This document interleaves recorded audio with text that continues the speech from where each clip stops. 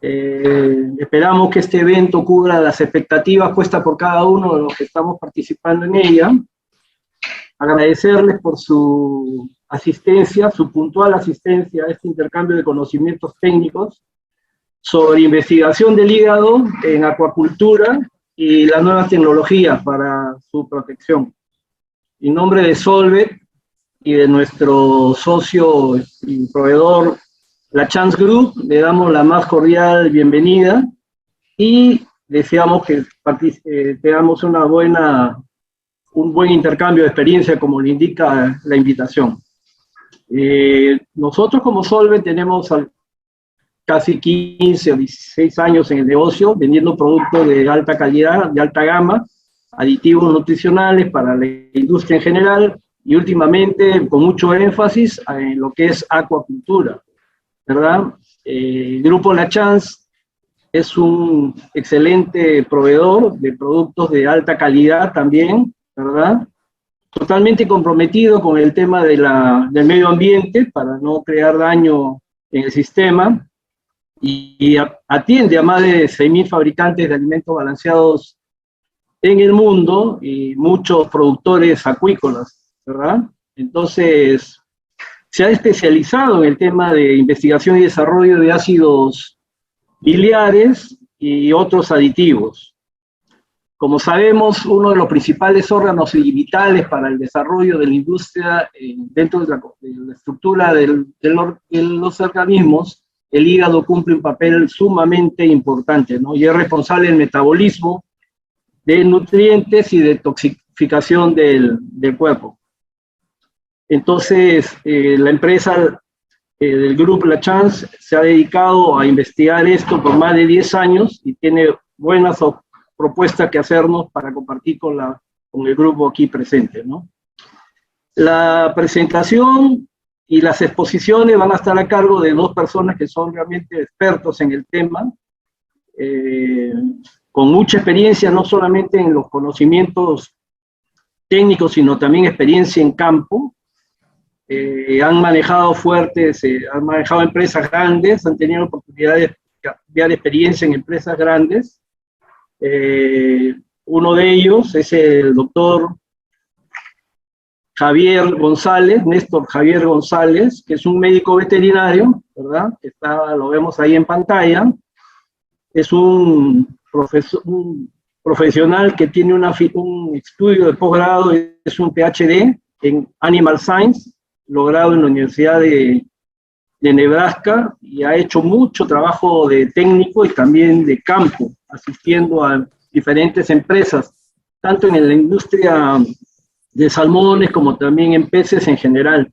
Entonces, el doctor Javier González va a ser nuestro expositor el día de hoy, y también nos acompaña la doctora Mayra Lisset González, que es una PhD, doctorado en acuacultura, con especialización en nutrición, de la Universidad de Texas, ¿verdad? Tiene varias publicaciones referidas a nutrición, biotecnología acuícola, cultivo de peces y crustáceos, y formulación de desarrollo de dietas también. Entonces, tenemos a dos expertos panelistas, expositores en la reunión de hoy, y yo estoy seguro que van a poder colmar todas sus expectativas. La mecánica va a ser la siguiente: vamos a contar con 40 minutos de presentación cada uno de ellos, ¿verdad? Y luego, terminadas las presentaciones, creo que tenemos activo el chat. Las personas que quieran hacer consultas o preguntas específicas para cada uno de ellos, pues lo pueden escribir ahí, y luego le haremos las preguntas al doctor Javier y a la doctora Mayra. Muy bien. ¿Están viendo mi pantalla? Sí, perfecto. Permítanme un momento.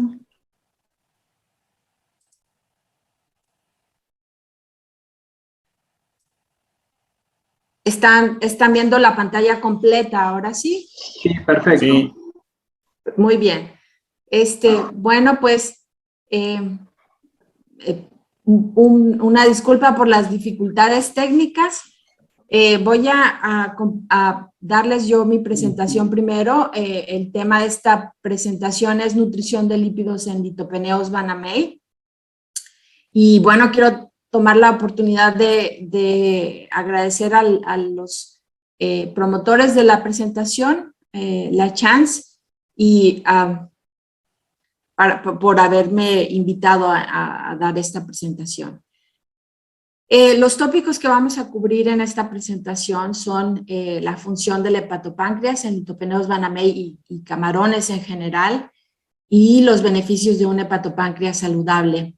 Vamos a hablar un poco de nutrición de lípidos y el hepatopáncreas, y vamos a hablar de cómo se puede proteger el hepatopáncreas de camarones con el producto Runeon. De manera general, como introducción, sabemos que el hepatopáncreas es la glándula digestiva más importante de Litopeneus banamei y de camarones en general, pues. Representa entre un 2 y un 6% del peso corporal total de un organismo, y puede tener diferente coloración que va a depender del tipo de reservas que tenga almacenadas. Anatómicamente, el hepatopáncreas está formado por dos lóbulos, que están separados por un septo delgado, y este septo se conecta con el final del estómago pilórico de camarones mediante un ducto que se conoce como ducto principal o ducto primario. Y cada lóbulo del hepatopáncreas va a contener 2 o 3 secciones que están unidas mediante una cápsula de tejido conectivo. Ahora bien, este ducto principal se va a dividir en ductos secundarios y túbulos hepatopancreáticos que están rodeados de fibras musculares y van a permitir que haya contracciones peristálticas para que los líquidos en el interior de los túbulos puedan tener movimiento y se puedan desplazar hacia otras secciones del tracto digestivo. Ahora bien, el hepatopáncreas está rodeado por arterias hepáticas que van a irrigarlo, y si cortáramos una sección transversal de la región media de un túbulo hepatopancreático, se aprecia el lumen con una forma de estrella, como se ve aquí en la figura. Bueno, ahora bien, dentro de cada túbulo podemos encontrar en el epitelio 4 tipos celulares, que son las células E. Estas letras que se asignan, pues hacen referencia al nombre que tienen en inglés, ¿verdad? Las células E son las células embriónicas y tienen la función de generar los otros tipos celulares que se encuentran en el túbulo. Las células F o células fibrilares son aquellas células que son las responsables de la síntesis de enzimas digestivas. Estas células poseen un núcleo basal y un retículo endoplásmico rugoso muy prominente. También contienen complejos de Golgi y contienen vesículas pequeñas con un borde también en cepillo. Las células blister tienen una función secretora y de absorción y contienen una vesícula única muy prominente, como se aprecia aquí en la figura. Está rodeada por retículo endoplásmico rugoso también. Y estas células son responsables también de la endocitosis de nutrientes específicos y de otras sustancias que van a interiorizar en la vacuola. Y finalmente tenemos las células R, que son las células resorptive, que tienen la función de absorber y metabolizar nutrientes, también almacenan energía de reserva y minerales, y van a sintetizar lipoproteínas que tienen la función de exportar los nutrientes, especialmente nutrientes lipídicos, a otros órganos del cuerpo. Pero también tienen una función importante en la detoxificación de metales pesados y pueden excretar sustancias dañinas, ¿no? O tóxicas. También contienen vesículas en el citoplasma de la célula, que son vesículas que almacenan lípidos, y tienen también un borde en cepillo que es muy prominente. Ahora bien, entonces, en vista de estas funciones, podemos explicar o entender que el hepatopáncreas va a combinar muchas funciones vitales para el camarón, tanto secreción de enzimas digestivas, digestión y absorción de nutrientes, almacenamiento de energía, detoxificación de compuestos dañinos, por ejemplo, y también tiene una función importante porque es el principal órgano inmune y excretor del camarón. Por lo tanto, la apariencia y la condición normal del hepatopáncreas es un importante indicador de la salud del organismo. Bueno, en términos de la salud del organismo, dado que las funciones del hepatopáncreas están íntimamente relacionadas al metabolismo de nutrientes, procesos biológicos como el desempeño en crecimiento y por lo tanto la producción de un cultivo, además de la salud de los camarones, va a depender de la salud propia del órgano. Recording in progress. La digestión de nutrientes mediante la secreción de enzimas y su absorción pues van a depender del adecuado funcionamiento del hepatopáncreas. Y su papel en la detoxificación de toxinas y compuestos nocivos es crucial para mantener la condición saludable del camarón. Por ejemplo, el hepatopáncreas puede descomponer toxinas que están presentes en el alimento que de otra manera pueden dañar los villi del epitelio intestinal y entonces una vez que está dañado este tejido limita la absorción de nutrientes. Y por otra parte la utilización de los nutrientes que están almacenados en un hepatopáncreas saludable pues va a proveer recursos energéticos durante periodos de ayuno o cuando el camarón no tiene acceso a alimento, ¿verdad? Entonces, como beneficios generales de tener un hepatopáncreas saludable en los organismos es que va a mejorar el crecimiento, la sobrevivencia, la inmunidad y la producción del cultivo en general. Pero también puede disminuir los parámetros como el factor de conversión de alimento y los brotes de enfermedades. Ahora bien, vamos a hablar un poco en específico del metabolismo de lípidos en camarón. En general, el camarón no tolera altos niveles, déjenme tratar de bajar esta pantalla para esta parte donde no estorbe. En general, el camarón no tolera altos niveles dietarios de grasa. Normalmente se incluyen entre un 6 y un 8% del lípido dietario, que es el nivel de inclusión recomendado para las dietas de camarón. De hecho, niveles por arriba de un 10% de lípido dietario pueden reducir el crecimiento de camarón. En general, la grasa total de un organismo, como tal de un camarón, va a constituir menos del 2% del peso corporal. Y bueno, entonces es importante resaltar que el camarón va a tener una muy limitada capacidad de biosintetizar moléculas lipídicas que son esenciales para este organismo, incluyendo el colesterol, ácidos grasos poliinsaturados, que se conocen como PUFAs, y también los ácidos poliinsaturados de cadena larga, que se conocen como long chain polyunsaturated fatty acids, que son estas la anotación que se les da normalmente, aunque los ácidos grasos de cadena larga también pueden conocerse como highly unsaturated fatty acids. En realidad son ácidos grasos que contienen más de 20 carbonos en la cadena y pueden tener varias insaturaciones en la misma. Tampoco son muy eficientes para sintetizar fosfolípidos, ¿verdad? Que como es otro de esos lípidos esenciales para el camarón. Ahora bien, los fosfolípidos, como funciones importantes, podemos resaltar que son constituyentes de membranas celulares.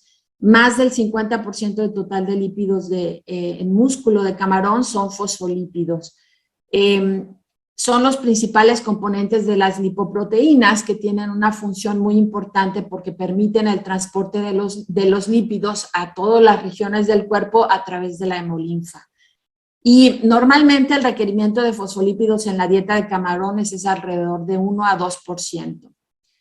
En el caso del colesterol, pues también es constituyente de membranas celulares y también participa en el transporte de lípidos porque también constituye parte de las lipoproteínas. Pero tiene una particular importancia porque es precursor de hormonas esteroideas que participan en la reproducción de los organismos y también de las hormonas de la muda. Por lo tanto, también es importante para promover el crecimiento de los organismos. El nivel mínimo recomendado en la dieta de camarón es de aproximadamente 0.2 a 0.5% de la dieta. Los crustáceos entonces no pueden sintetizar colesterol de novo o por sí solos.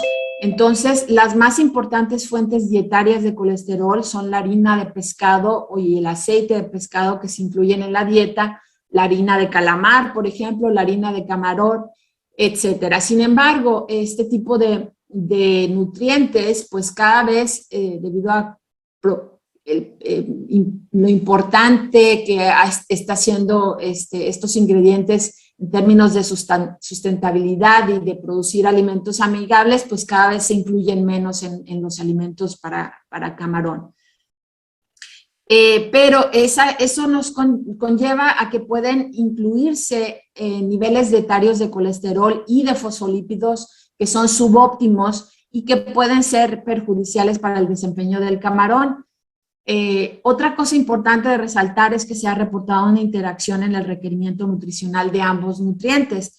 Por ejemplo, el requerimiento de colesterol se estimó alrededor de 0.35% de la dieta cuando no se incluyen fosfolípidos, pero cuando sí se incluyen a un nivel de 1.5 y 3% de la dieta, entonces el requerimiento de colesterol va a disminuir a 0.14 y 0.13% de la dieta respectivamente. Normalmente cuando se suplementa colesterol en la dieta de camarón se utiliza la forma química de colesterol, es decir, se compra el producto así como tal, colesterol de una compañía y en forma pura, y esta es la práctica común para añadir el colesterol en formulaciones de crustáceos, pero también debe enfatizarse que es una práctica costosa. Entonces, añadir un 0.2% de colesterol en la dieta va a incrementar el costo total de la dieta en más del 10%. De manera que cuando uno optimiza el uso del colesterol en la dieta por el organismo, lo más fácil o lo más evidente que puede resultar de esta optimización en el uso del colesterol es reducir el costo total de la alimentación.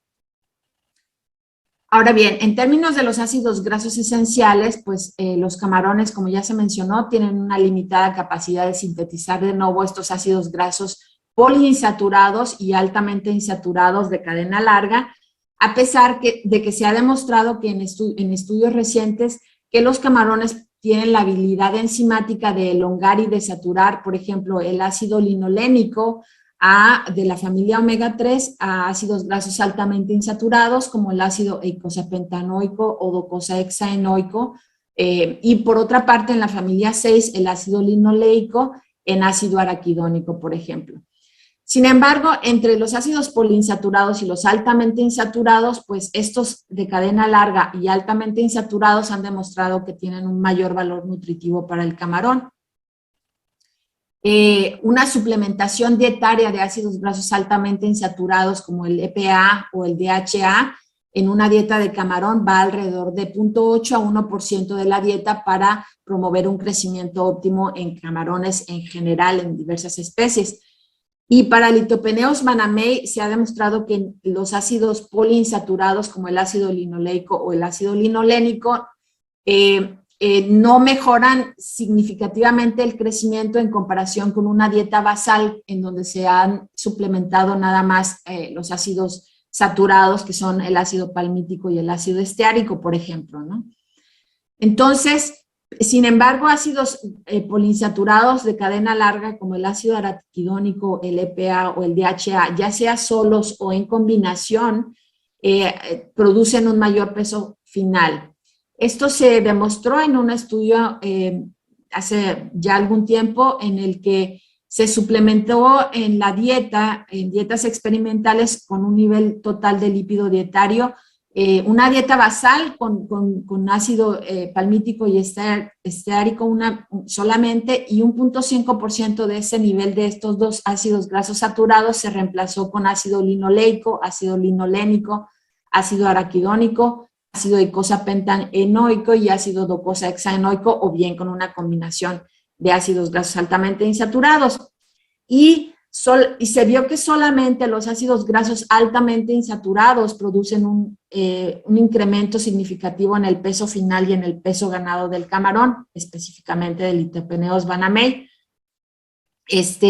Y se observó que, de hecho, el ácido linoleico o el ácido linolénico no son capaces de promover crecimiento con respecto a estos ácidos grasos saturados, de manera que se piensa que, o se concluye, pues, que los ácidos, el requerimiento del Litopeneus banamei por estos ácidos poliinsaturados es bastante menor que lo que se ha visto para otros camarones de télico cerrado.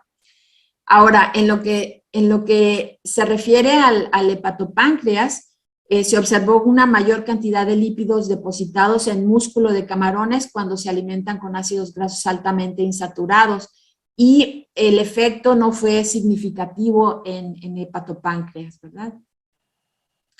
Ahora bien, normalmente cuando se incrementa el contenido total de lípido en la dieta, lo que sucede es que también se incrementa el requerimiento de ácidos esenciales. Entonces, al menos se ha visto esto para otros organismos acuáticos como peces, por ejemplo, ¿verdad?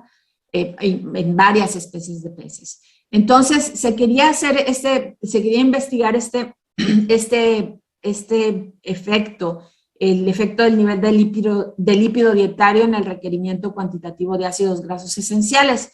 Para ello se elaboró un experimento donde se formularon dietas con 3 niveles de lípido dietario, que era 3%, 6% y 9%, y con 3 niveles de ácidos grasos altamente insaturados, 0.5% de la dieta, 1% y 2%. Y se observó que solamente el peso final tuvo un efecto, solamente los ácidos grasos altamente insaturados tuvieron un efecto en el peso final de los organismos, no así el nivel de lípido dietario. Pero sí se observó que el lípido dietario tuvo un efecto en el contenido de lípido total analizado en hepatopáncreas y también en el músculo de camarón.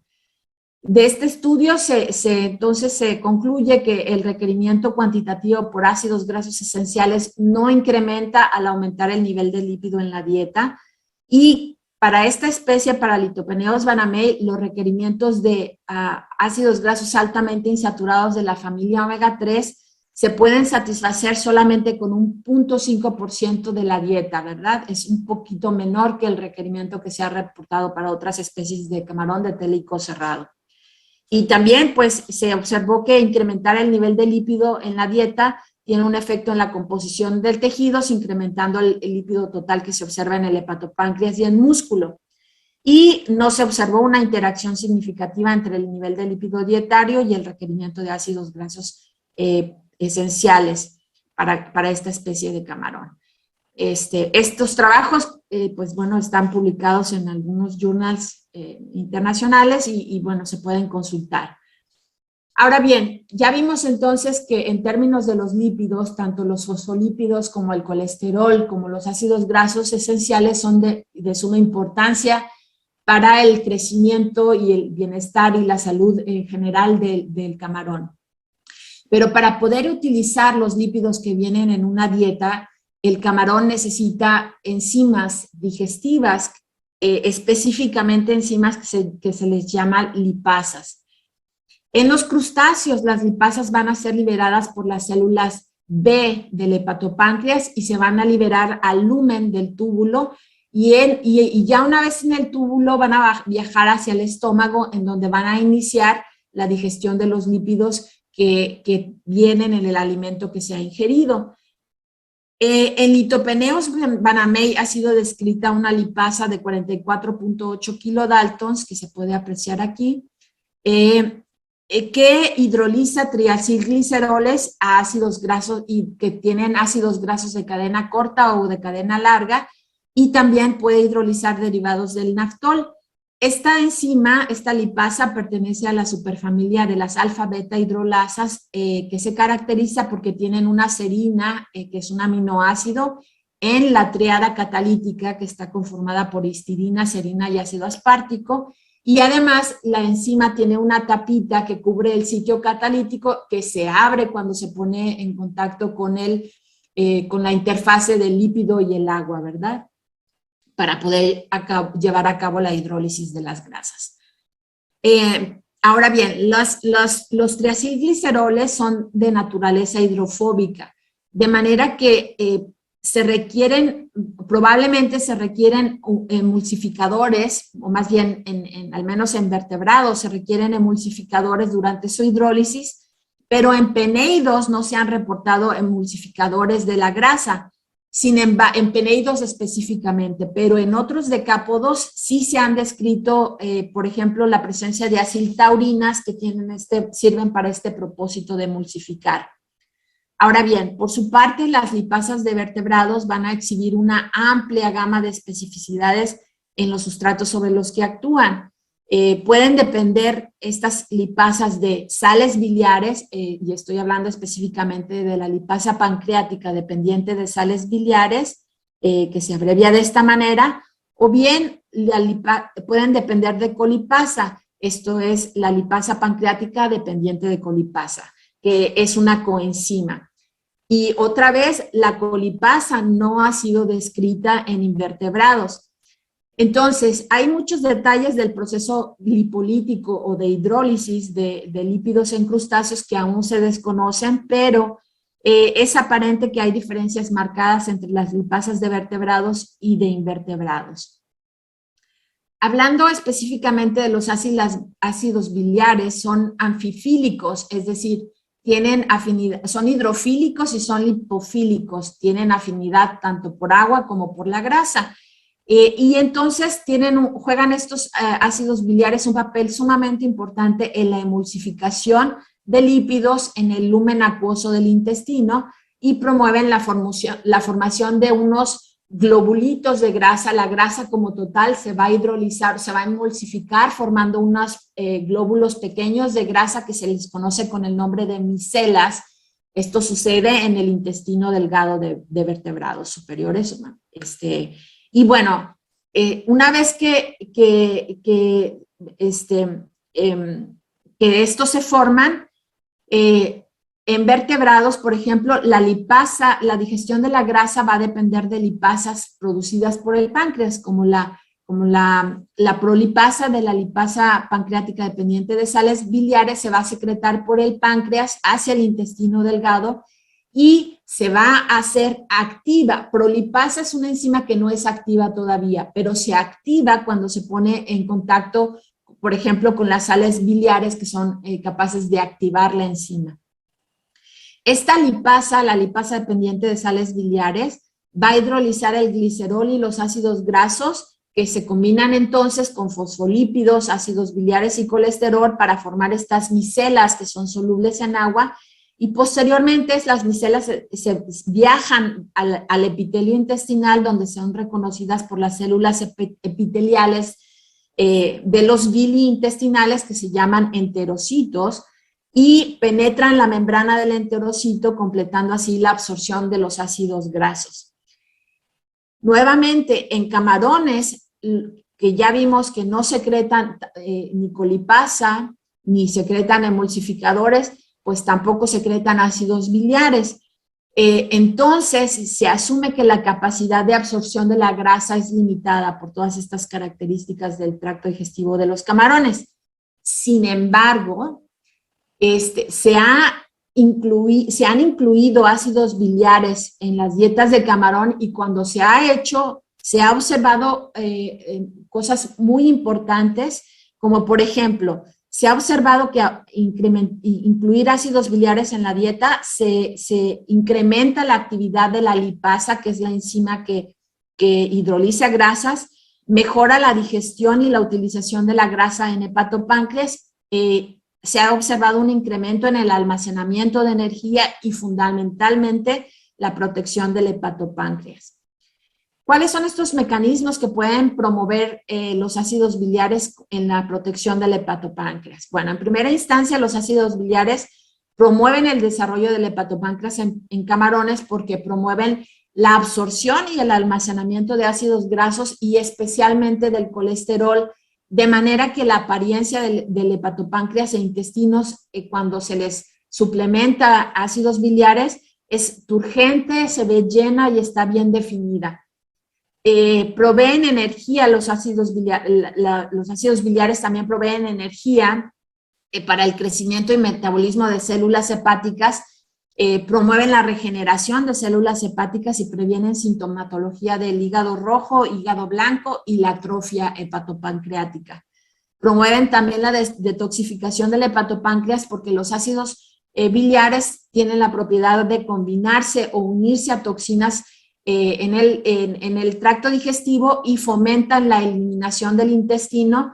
Por lo tanto, reducen la acumulación de toxinas tanto en el intestino como en el hígado y por lo tanto restauran la salud del hepatopáncreas. Promueven también la síntesis de ecdisona, que a su vez esta es una hormona que facilita la muda de camarones, por lo tanto promueven procesos o previenen el fracaso del proceso de la muda en camarón también. Esta es una comparación, una diapositiva que muestra fotos de comparación de camarones con y sin suplementación de ácidos biliares. Estos son los camarones suplementados con ácidos biliares y estos los que no tienen ácidos biliares. Como pueden ver, el intestino en aquellos controles que no tienen ácido biliar es más o menos turbio, es un intestino que está delgado y tiene como interrupciones en términos en la longitud, se aprecian interrupciones de alimento, de sustancias dentro del intestino. Cuando se suplementan, podemos ver una plenitud intestinal, es decir, se ve prácticamente todo el intestino poblado de nutrientes, se ve lo más importante es que se ve una alta deposición de lípidos en el tracto digestivo. Por ejemplo, estas son partículas a nivel microscopio, cómo se aprecia un hepatopáncreas en el cual a los camarones se les ha suplementado ácidos biliares. Se ven partículas lipídicas muy abundantes, lo cual no se observa en otros camarones sin suplementación de ácidos biliares, ¿verdad? Entonces, vamos a platicar un poco de cómo funciona Runion y cuál es la evidencia científica con la que se cuenta para los efectos que promueve este producto, que básicamente contiene ácidos biliares. En primera instancia vamos a hablar del efecto de la suplementación de ácidos biliares específicamente el producto Runion de la Chance sobre el desempeño y parámetros bioquímicos del camarón. Permítanme mover nuevamente la pantalla de Zoom. Entonces, en este estudio se evaluó este producto sobre camarón, específicamente el Lithopheneus lanabei, en un experimento que tuvo 60 días de duración. Se aplicaron 5 tratamientos, cada uno con 3 réplicas experimentales, en donde se incluye una dieta control que no tiene Runion suplementado o ácidos biliares suplementados. Y luego tenemos 4 tratamientos donde se suplementan los ácidos biliares a un nivel de 100 gramos por tonelada de dieta, 200, 300 y 500 gramos por tonelada de dieta. El estudio se llevó a cabo a una temperatura entre 26.8 y 27.3 grados centígrados, 31 partes por mil de salinidad y 7.8 a 8.1 de pH. ¿Qué se observó como resultado? Bueno, la inclusión de ácidos biliares mejoró significativamente el desempeño de camarón, específicamente el peso final, el peso ganado y también la tasa de conversión de alimento, el factor de conversión de alimento. Los mejores resultados, debe hacerse notar, se observaron con las dosis entre 200 y 300 gramos de ácidos biliares por tonelada de alimento.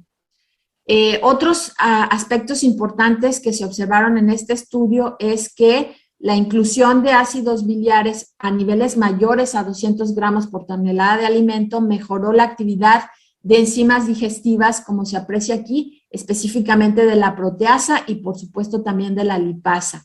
en el tracto digestivo de camarón, y eso es importante y lo que explica la mejor utilización de nutrientes en el tracto digestivo de camarón.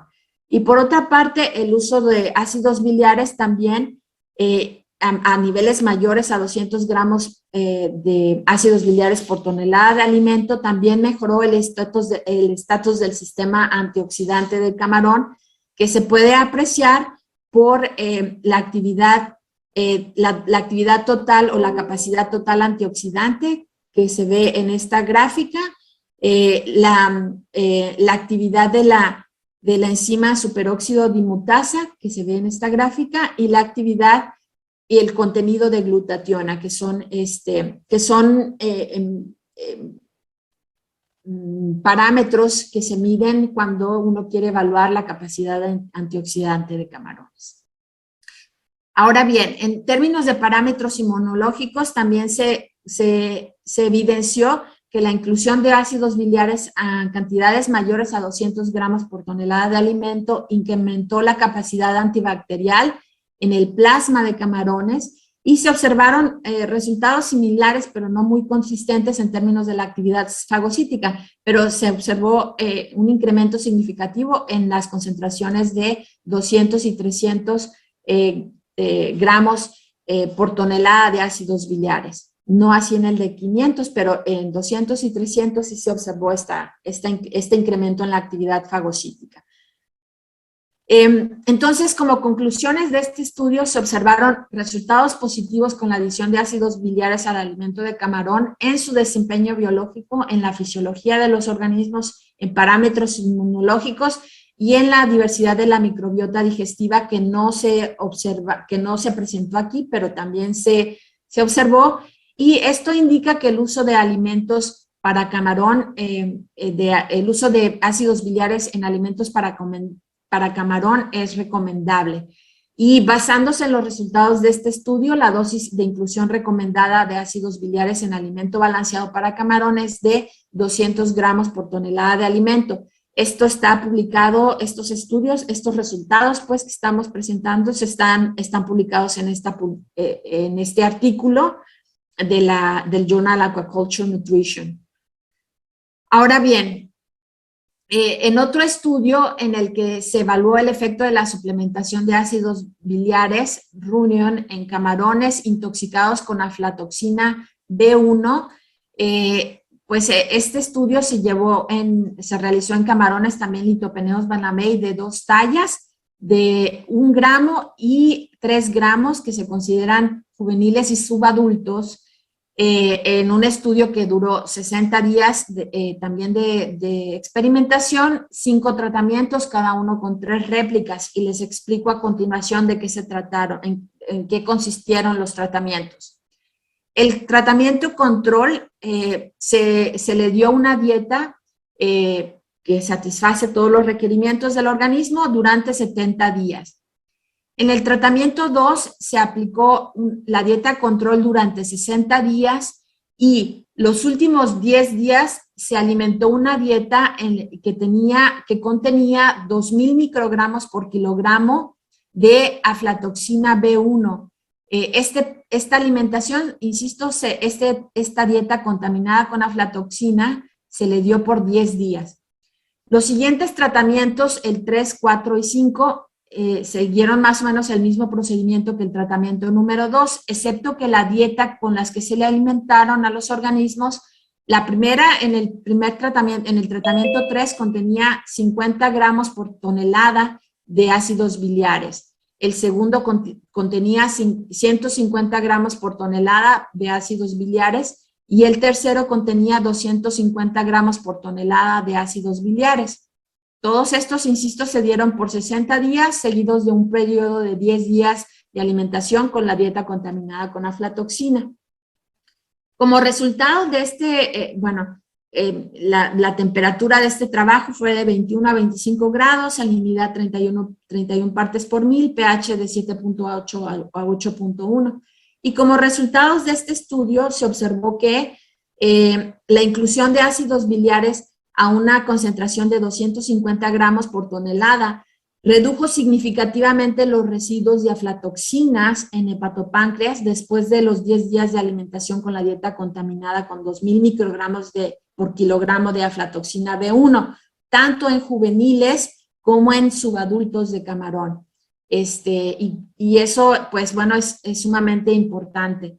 En términos del desempeño, la inclusión de ácidos biliares a 150 gramos por tonelada mejoró el desempeño en crecimiento de camarón intoxicado con aflatoxina, pero en los camarones alimentados, insisto, tanto en juveniles como en subadultos, pero los camarones alimentados con 50 o 250 gramos por tonelada de ácidos biliares no tuvieron un mejor desempeño que el tratamiento control. Solamente el que se alimentó con 150 gramos por tonelada de ácidos biliares. Otra observación en este estudio fue beneficios en la capacidad de antioxidante. La adición de aflatoxina redujo la capacidad antioxidante del hepatopáncreas de camarón, pero cuando se incluyeron ácidos biliares en camarones y juveniles intoxicados con aflatoxina, se observa una mejor capacidad antioxidante. Les voy a mostrar en esta gráfica solamente uno de estos valores, por ejemplo, la actividad de la superóxido dimutasas en los días de post-infección post-infección, se observa cómo la actividad de la superóxido dimutasa es significativamente mayor que el control que estamos viendo aquí, ¿verdad? Tanto en juveniles como en subadultos. Entonces, como conclusiones de este estudio, se tienen que los ácidos biliares pueden mejorar de manera efectiva la capacidad metabólica de detoxificación de la aflatoxina B1 en Litopeneus banamei. Este estudio está publicado en este Journal de Food Chemistry, donde se puede revisar con más lujo de detalle. Otro estudio adicional, que es un estudio un poco más anterior a los que acabo de presentar, evaluó el efecto de la suplementación de ácidos biliares en el desempeño biológico de camarón. Estamos hablando de este producto Runion. Y bueno, menciono que es un estudio un poco anterior porque estaban apenas tratando de afinar la concentración.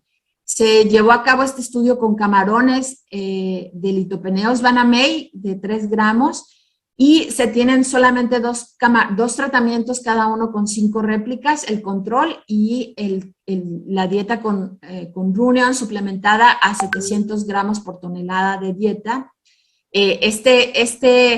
Esta concentración, ahorita les explico al final por qué es así.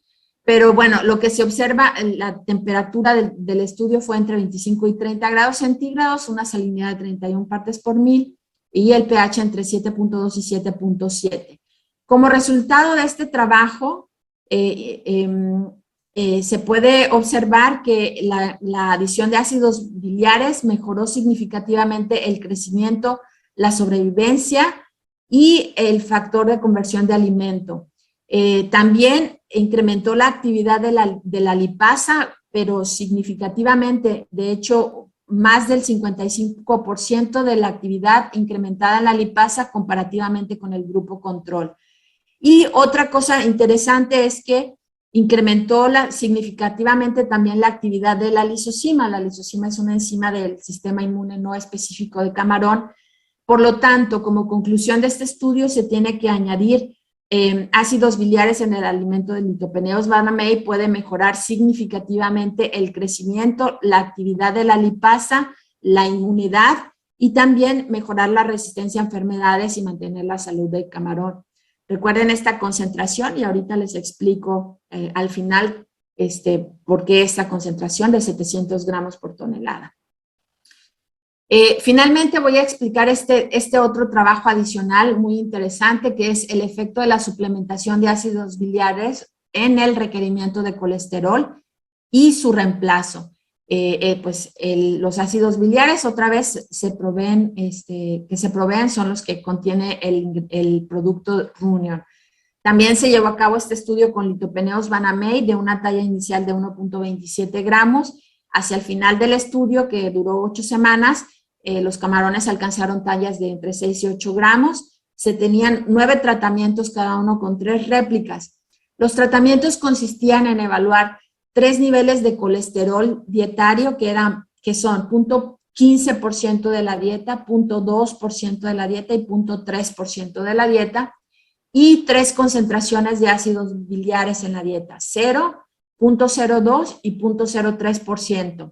El estudio se llevó a temperaturas entre 26.8 y 27.3 grados centígrados, salinidad de 31 partes por mil y un pH de entre 8 y 8.1. ¿Qué se observó como resultado en este estudio? Bueno, se observó que la tasa específica de crecimiento y el factor de conversión de alimento mejoraron con la adición de 200 gramos por tonelada de ácidos biliares, como se aprecia en esta gráfica y también en esta gráfica. No se observó un beneficio adicional con la adición de 300 gramos por tonelada de ácidos biliares, como se observa en esta gráfica también. Los resultados mostraron que 200 gramos de ácidos biliares además ejercieron un efecto ahorrador de colesterol que se muestra que con las dietas con bajo colesterol, la inclusión de 0.02 a 0.03% de la dieta con ácidos biliares ahorró aproximadamente un 0.05% de colesterol que puede ser utilizado para crecimiento por el camarón. Ahora bien, otros indicadores bioquímicos en suero analizado fueron la actividad de la aspartato aminotransferasa y la alanino aminotransferasa, que son enzimas hepáticas que nos hablan de la condición de salud del hepatopáncreas. Y se observa que se reduce significativamente la actividad de estas dos enzimas con la adición de colesterol. Entonces, los resultados mostraron que 200 gramos de ácidos biliares por tonelada de alimento pueden reemplazar un 0.05% de colesterol dietario, promoviendo una mejor salud hepática. Y el efecto ahorrador de colesterol pudiera reducir una estimación aproximadamente el costo del alimento alrededor de $20 o $30 por tonelada, que es un estimado inicial porque se cree que pudiera ser aún mayor, alrededor de 0.1% de la dieta que puede ahorrar de colesterol la inclusión de ácidos biliares. Esto está por evaluarse todavía o por confirmarse. Entonces, los resultados de este estudio mostraron que 200 gramos de ácidos biliares por tonelada de alimento pueden ahorrar 0.05 y hasta 0.1% de colesterol en la dieta y reducir significativamente el costo del alimento para camarón.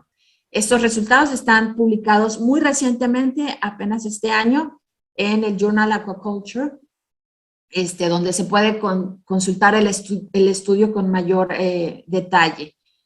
Como conclusiones generales, podemos entonces afirmar lo siguiente. El uso de ácidos biliares tiene los siguientes beneficios en el camarón.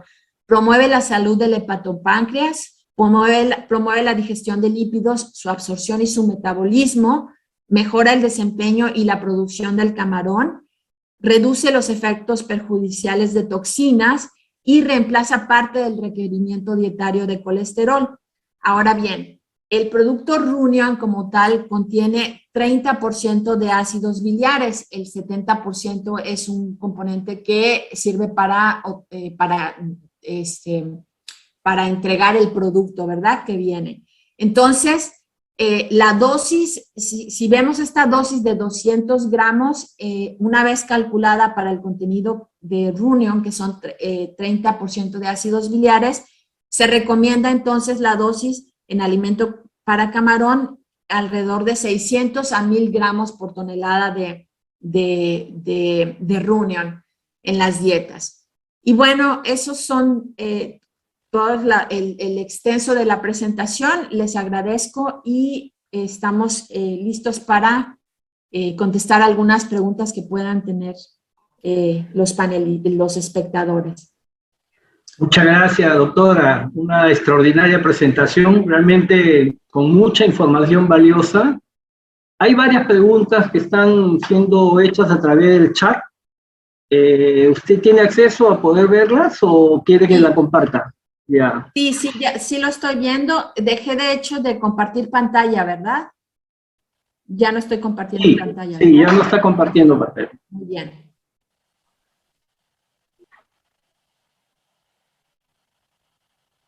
Gracias, Ricardo.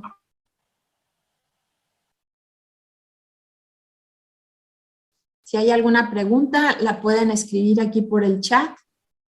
Están, hay varias ahí en este momento. Perdón, estoy viendo la pestaña de los panelistas, perdón. Ok, porque a ver, déjame chequear aquí, si me permites. O no estoy viendo las preguntas, perdón. Si me las puede leer. Sí, te la voy a ir y leyendo. Sí. y las contesto con Sí. mucho gusto.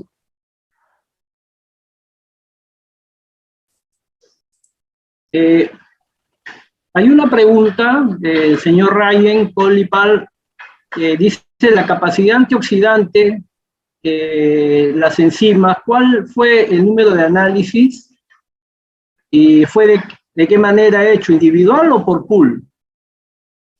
En la capacidad enzimática, probablemente se haya hecho de manera pool, pero para entrar en detalle, ahorita no lo tengo fresco en la memoria, habría que entrar a la publicación que les mencioné, y ahí viene en la parte de metodología, debe venir explícito cómo se hizo el análisis de la actividad enzimática.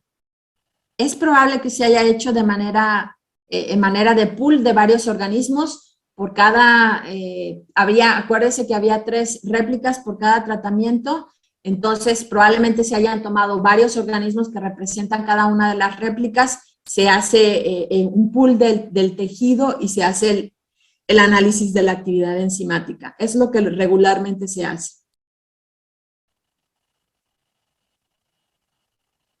Hay otra pregunta, doctora, es hecha por el señor Manuel Barro. ¿En qué granja realizaron las pruebas? Yo supongo que la prueba de investigación, etcétera, ¿no? Así es. Sí,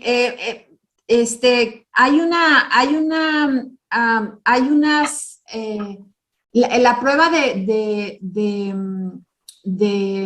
desempeño biológico que se hizo por ahí del año 2010 se hizo en una granja en Malasia, con camarones en cultivo, en producción, se les asignaron 5 estanques o 5 piscinas a los tratamientos. El resto deben haber sido en laboratorios experimentales diferentes para cada uno de los estudios, o tal vez el mismo, no estoy completamente segura. Esa información, insisto, con detalle se puede encontrar en las publicaciones. No lo tengo fresco ahorita, pues, pero en particular la de desempeño biológico, el estudio de 2010 se hizo en una granja de cultivo de camarón en Malasia. Tenemos otra pregunta, doctora, es el señor Roy Pereda. La consulta es si los trabajos y resultados que se muestran es con el producto Runion de 30% o 75%. No, los trabajos específicamente, excepto ese donde se observa la concentración de 700 gramos por tonelada, ese sí se hizo con Runion, como está ofreciéndose el producto a la venta. Los demás trabajos de investigación se han hecho con los ácidos biliares puros, en forma pura. Por eso es la diferencia en las concentraciones. Les comento que cuando se utilizan puros, pues se utiliza menor concentración, que es la que nos dice que la concentración ideal es de 200 gramos por tonelada de ácidos biliares por tonelada de alimento, ¿verdad? Entonces, como no se pone por cuestiones de protección del producto, no se pone puro, sino se pone 30% del producto Runion son los ácidos biliares, y se pone un producto que creo que Roy nos puede ayudar aquí. Creo que es un tipo de carbohidrato que se pone para entregar el producto. Creo que es carbohidrato de maíz, algo así, me parece. Y ese es como se entrega. Entonces, ese 70% diluye un poco la concentración del runion, de los ácidos biliares, para no entregarse de manera pura. Eso hace entonces que se ajuste la concentración, que ya no sería 200 a 300, sino sería 600 a 1000 gramos. Ustedes pueden hacer el cálculo fácilmente para verificar la concentración. De hecho, la concentración de 600 equivale a una concentración, si lo diéramos en forma pura, de 180 gramos por tonelada. Entonces va de 180 como hasta 260, me parece, gramos por tonelada, en ese rango que les da al final, de 600 a 1000 gramos de runion por tonelada. Pero ustedes lo pueden verificar. Nomás consideren que esos entre 200 y 300 de recomendación son de ácidos biliares puros. Y ese es el ajuste que se tiene que hacer entonces al final con esa concentración. ¿Sí me expliqué o los confundí? Sí se explicó, doctora, bastante bien. Acá hay otra pregunta que dice, ¿qué opina del uso de ácidos grasos de cadena corta junto a ácidos biliares? Bueno, los ácidos grasos de cadena corta son importantes. ¿Por qué son importantes? Son importantes porque permiten una utilización más rápida a nivel metabólico cuya función es como fuente de energía. Los ácidos biliares de cadena corta son atraviesan más fácil la pared de los enterocitos porque por su naturaleza, ¿no? Por su cadena corta. Sin embargo, siguen transportándose hay cierta eficiencia en la utilización de ácidos grasos de cadena corta. Sin embargo, como ya mencionamos, no son los que promueven el mejor crecimiento. Hay que satisfacer el requerimiento de ácidos grasos esenciales de cadena larga, que son los que nos interesa que se entreguen adentro del hepatocito, ¿verdad? Entonces, esa es la recomendación del uso de ácidos biliares. No sé si expliqué mi punto de vista. I'm sorry to interrupt, Dr. Mayra, because we have another presentation later, so we have to write down all the questions and we will answer them by email one by one after our webinar, okay? Yeah, that's perfect. I'm sorry to interrupt, yeah. Not a problem. Bueno, gracias a todos. Aquí voy a seguir. Muchas gracias, doctora. Muy amable. De nada, señor Rendón. Creo que ya tenemos listo al doctor Javier González, ¿verdad? Que tuvimos unos problemas ahí técnicos, pero ya claro, Javier, ¿no? Ya podemos participar contigo. Así es. Así es. Tienes la sala a tu disposición. Perfecto.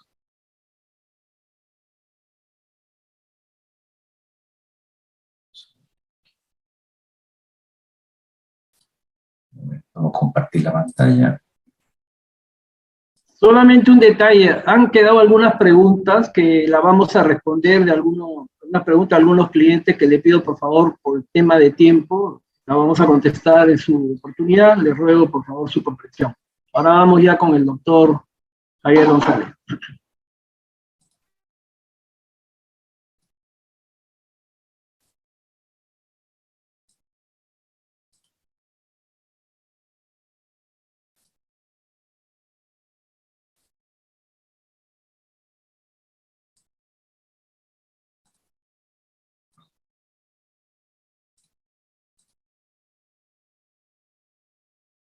Ok, por favor me confirman si ven la pantalla.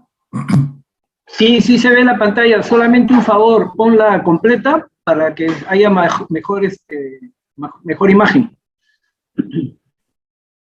Ya la puse completa, a ver. Vamos. Vamos a ver.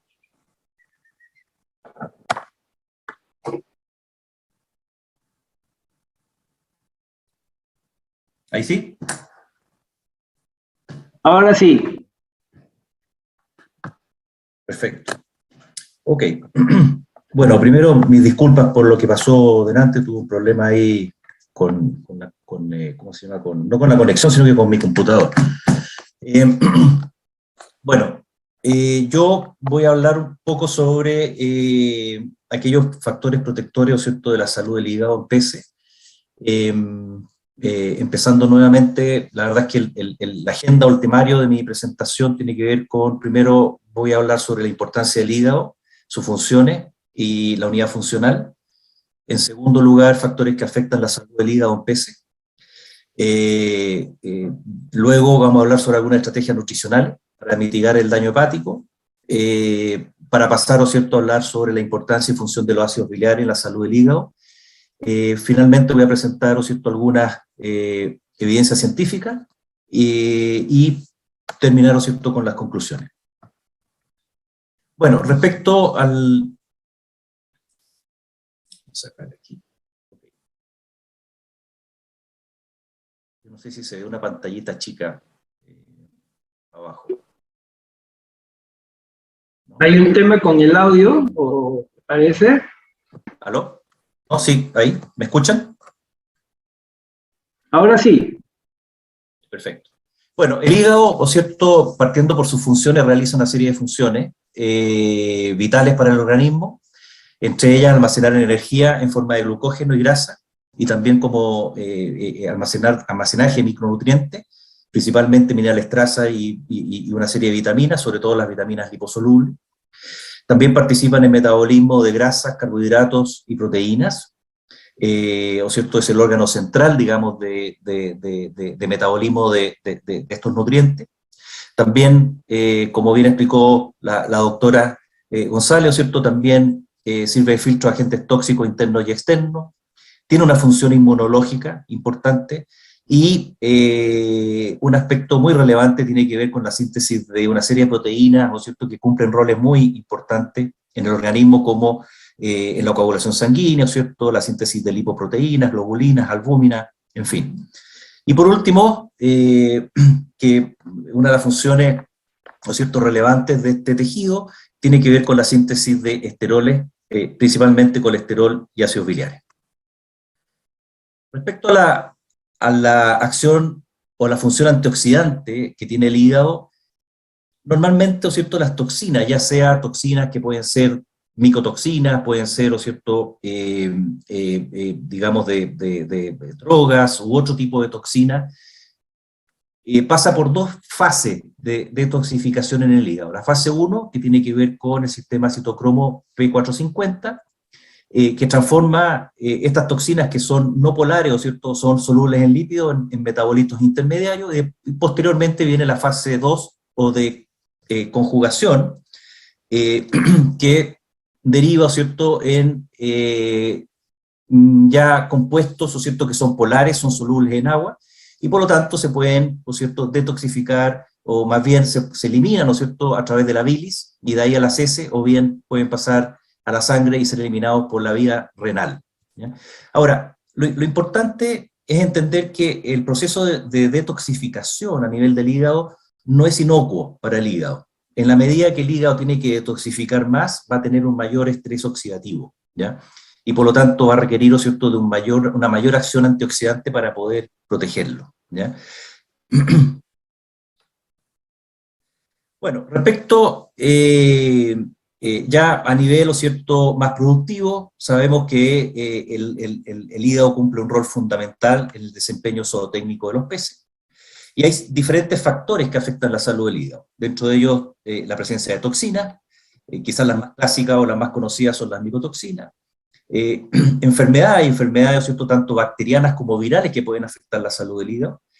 Dietas desbalanceadas o muy altas en energía, como grasa, ¿cierto?, y baja en proteínas, también pueden inducir, sobre todo, ¿cierto?, la esteatosis hepática, o una acumulación de grasa en el hígado. Después tenemos deficiencias nutricionales, y el estrés per se también puede producir daño en el hígado, como voy a explicar más adelante. Por lo tanto, apoyar la salud del hígado requiere, ¿cierto?, de estrategias nutricionales efectivas y de producción que reduzcan el impacto del estrés y enfermedad. Acá, en esta fotografía que hay a la derecha, ¿cierto?, se ve la evolución del daño hepático, donde normalmente desde un hígado sano, ¿cierto?, la primera etapa de alteración hepática tiene que ver con una acumulación de grasa en el hígado. Después el hígado pasa por un proceso de fibrosis y finalmente cirrosis. Ahora, los procesos de fibrosis y cirrosis es difícil de verlos en peces por su corta vida, ¿no es cierto? Por lo tanto, normalmente lo que vemos es un hígado graso, o etapas iniciales de fibrosis. Pues bien, hablando ya un poquito sobre la parte, ¿o cierto?, histológica o anatómica del hígado, la unidad funcional principal del hígado, ¿cierto?, es el lóbulo hepático. Y el lóbulo hepático está formado principalmente, acá hay una estructura, ¿cierto?, general, donde tenemos una vena central, después tenemos una arteria, ya que es la arteria hepática, después tenemos la vena porta, ¿cierto?, y el conducto biliar, ¿ya? Y si nosotros, ¿no es cierto?, esto lo vemos ya más en detalle, ¿ya? Como vemos acá tenemos la arteria, ¿cierto?, la vena porta, y la sangre desde la arteria hepática y la vena porta fluye hacia la vena central a través de lo que llamamos los sinusoides, ¿ya?, del lóbulo hepático, ¿ya? Y si nosotros tomamos, ¿cierto?, una imagen de esta parte, ¿cierto?, del lóbulo hepático y lo agrandamos, ¿cierto?, tenemos los hepatocitos, tenemos las células que se llaman estrelladas, ¿ya? Después tenemos las células que son células endoteliales, ¿ya?, sinusoide hepática, que son estas que se ven aquí un poquito más como celeste, ¿ya? Y después ya hacia el sinusoide tenemos las células de Kupffer, que son los macrófagos, que son muy importantes, y vamos a explicar por qué. Y estas células estelares también son relevantes, ¿ya? Bueno, el conducto biliar, a su vez, ¿no es cierto?, la bilis fluye en forma contraria a la sangre, es decir, la sangre va, ¿no es cierto?, desde la vena porta hacia la vena central. Sin embargo, los hepatocitos, que son responsables de producir la bilis, digamos, vacían, ¿no es cierto?, la bilis al conducto biliar, y este, ¿no es cierto?, posteriormente va a llevar la bilis hacia el intestino, ¿okay? Los hepatocitos, o las células que en realidad bordean o recubren, ¿no es cierto?, el canalículo, el conducto biliar, se llaman, ¿no es cierto?, los colangiocitos, ¿ya? Ahora, si bien es cierto, los hepatocitos son similares en estructura, ¿no es cierto?, tienen funciones bien diferentes, ¿ya? Y normalmente los hepatocitos, las células del hígado, ¿cierto?, que están cercanas a la vena porta, tienen funciones más bien oxidativas, es decir, participan en la gluconeogénesis, que es la transformación de aminoácidos en glucosa, la oxidación de ácidos grasos como fuente de energía y la síntesis de colesterol.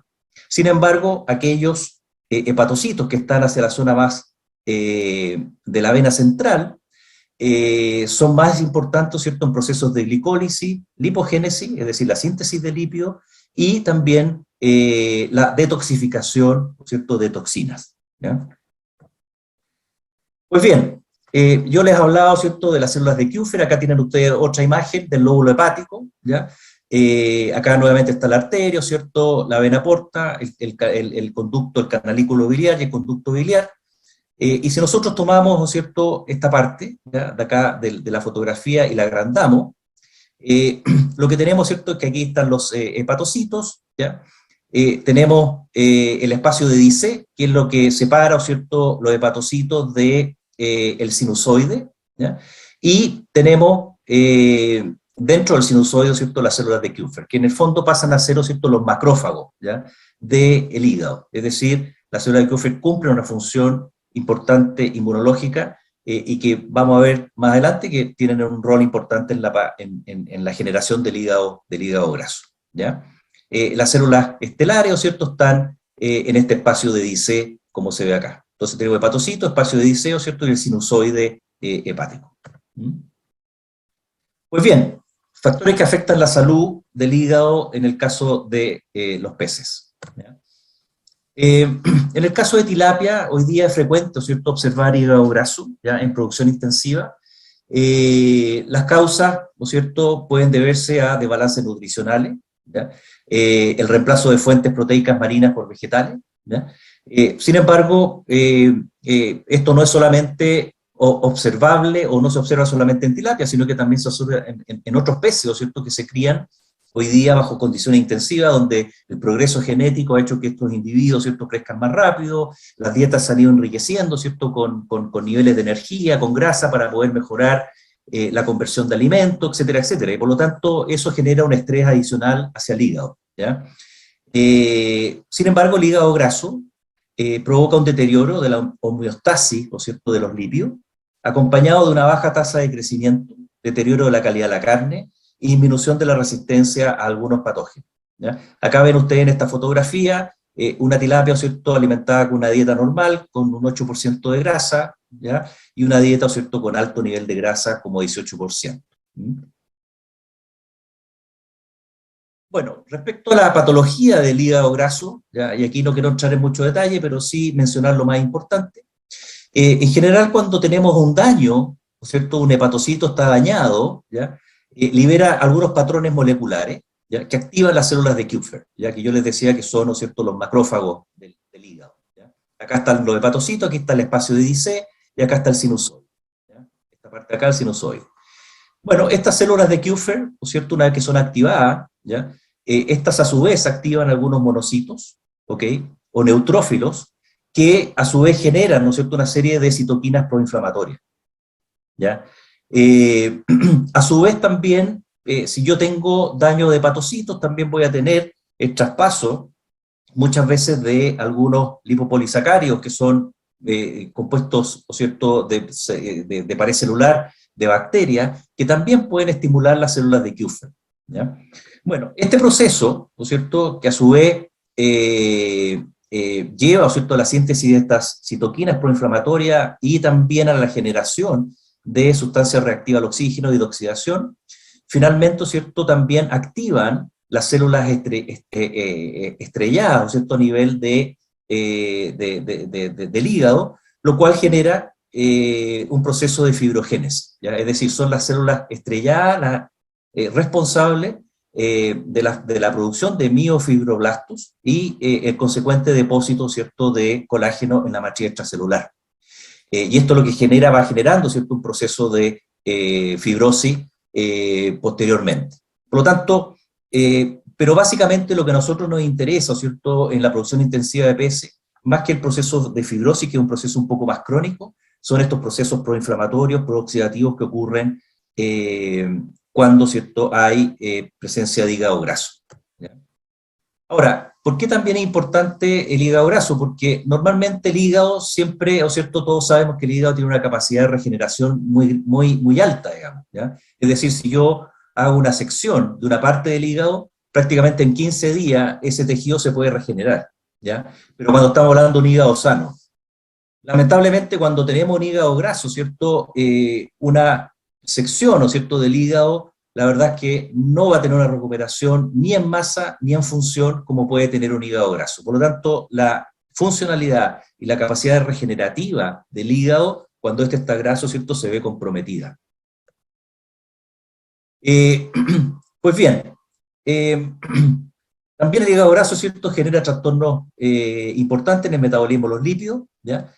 Por ejemplo, también bloquea el ciclo de los ácidos tricarboxílicos, el ciclo más conocido como el ciclo de Krebs, y afecta el metabolismo de proteína y carbohidratos. Y específicamente, el hígado graso lo que produce, ¿cierto?, es que disminuye la conversión de ácido graso saturado en ácido graso monoinsaturado, disminuye la síntesis de colesterol, aumenta la concentración de ácidos biliares en hígado, básicamente aumenta la concentración porque disminuye la liberación de ácidos biliares, ¿cierto?, hacia el conducto biliar y de ahí al intestino, disminuye también la gluconeogénesis y aumenta los niveles de aminoácidos en el hígado, disminuye la capacidad antioxidante y altera la síntesis, ¿cierto?, de polisacáridos. Por lo tanto, como ustedes ven, hay varias alteraciones que se producen a nivel hepático cuando se presenta el hígado graso.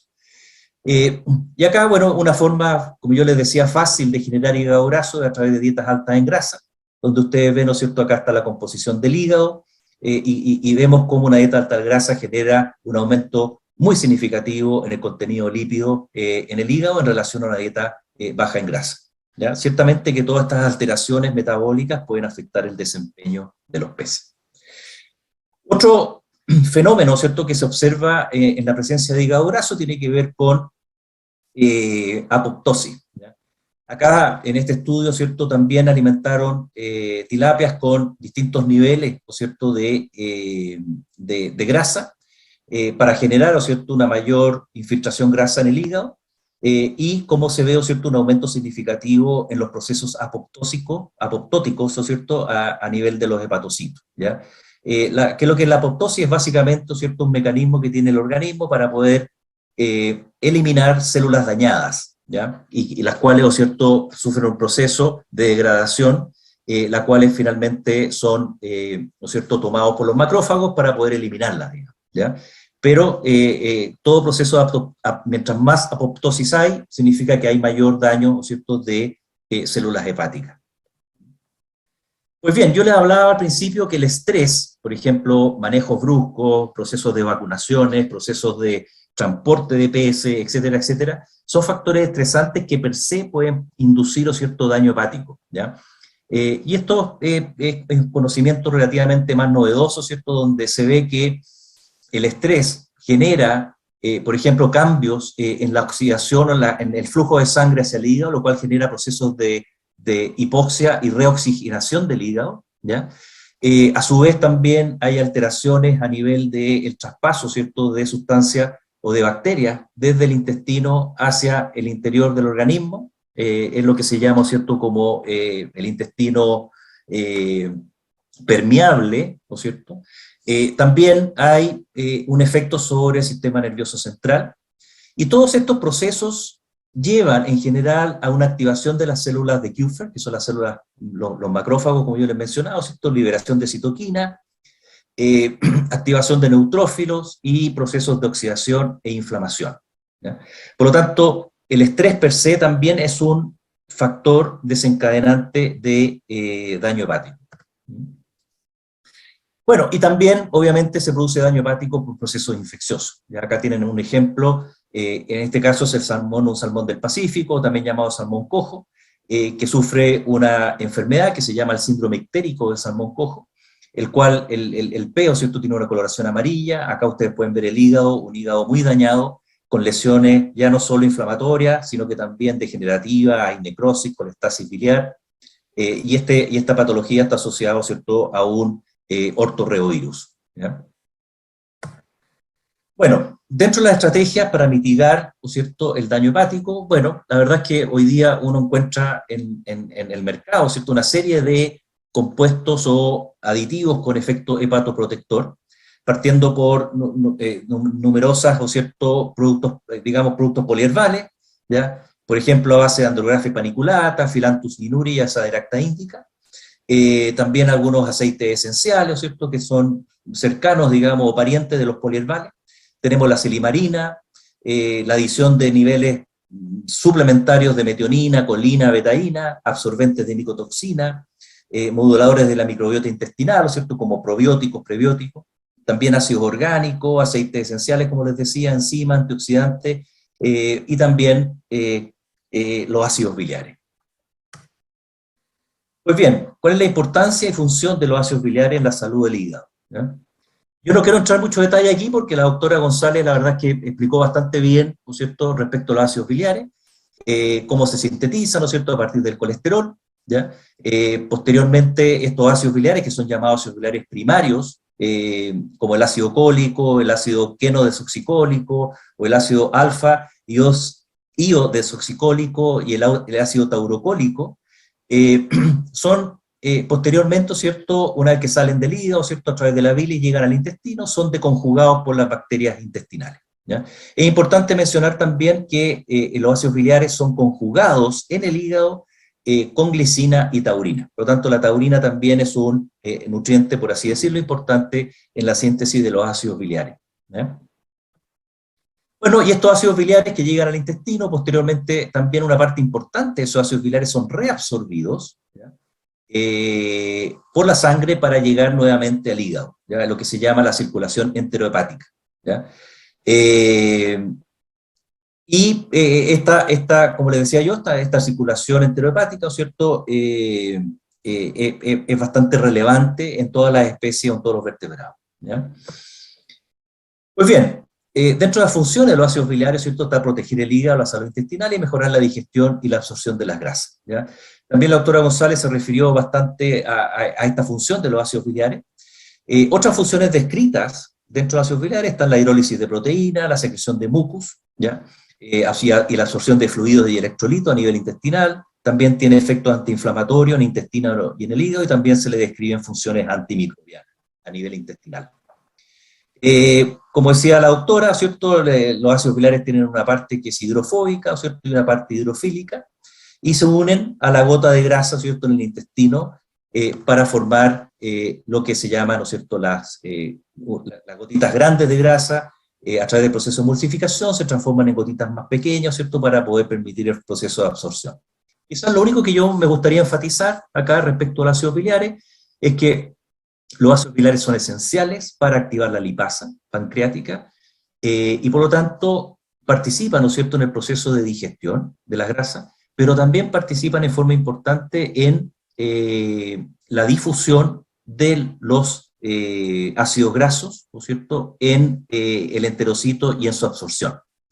De hecho, normalmente había una pregunta respecto a los ácidos grasos de cadena corta en la presentación anterior. Los ácidos grasos de cadena corta en general no requieren, pasan directamente, es decir, se absorben normalmente directamente a través de los enterocitos, ¿ya? Sin embargo, los ácidos grasos de cadenas más largas requieren de un proceso de emulsificación y requieren, ¿no es cierto?, de un proceso de hidrólisis antes de ser absorbido, ¿ya?